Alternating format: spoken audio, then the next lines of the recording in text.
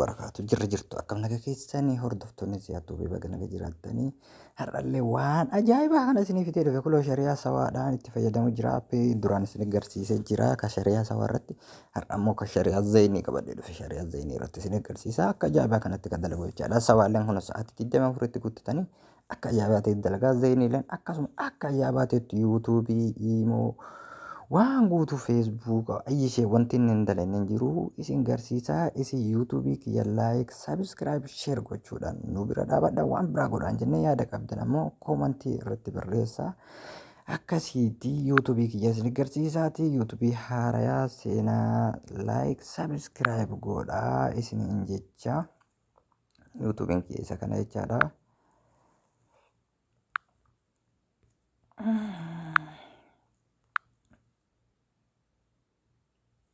Yuutuubiin kiyya isa kana ziyaattuu beeka jedhu kana laaltanii akka sabiskiraayib gootanii akka barnoota illee irraa fudhattanii yaada qabdanillee akka koomantii irra barreessitanillee viidiyoo kiyyas jala seentanii ilaaluu dandeettanii wanta agarsiisu kun asiin seentanii ilaaluun ni dandeettan jechaadha. Yeroo tokko bohaartii illee ni jira.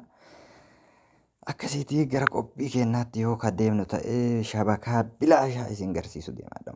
Maashaallah warri shari'aa zayinii qabdan baga gammaddanii duraan illee dalagaa kama duraasanii abdeet ta'e akka ajaa'ibaatti isin dalaguu danda'a. Sa'aa haga barbaadan illee itti guuttachuu dandeettanii. Anamma sawaan fayyadamaa jira isinuma agarsiisuudhaaf jechaadha. Hayyee gara qophii keenyaatti yoo deemnu ta'e aappii kana jechaadha. Aappii BDVP kan jedhu kana argaa jirtan na fakkaata.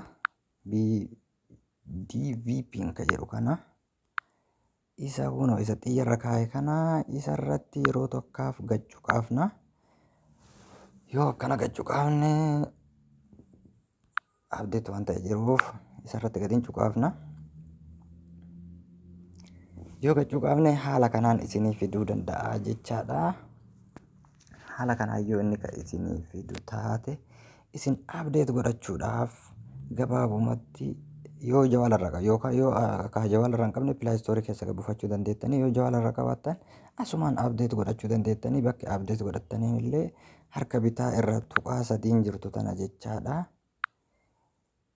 Kun isii tana tuqxanii tuqaa sadiin tanarratti yoo akkanatti gachuu qaafne abdeet jettu kuloo amma kallattii maannoo dhufti. Abdeet jettuun kun kallattiin nu dhuftee jirti isima irratti gachuu qaafachuudha jechaadha. Isii irratti yoo akkanatti gachuu qaafnu haala kanaan nuu fidaa check for successful update please jedhaan anqara waan abdeet godhee jiruuf your successful update jedha.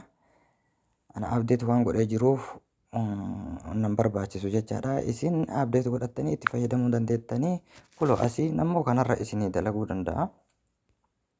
Zayinii bara 2022 irrallee kaa'attanii ammas zayinii bara 2017 irrallee kaayattanii akka feetan jechaadha. Kunoo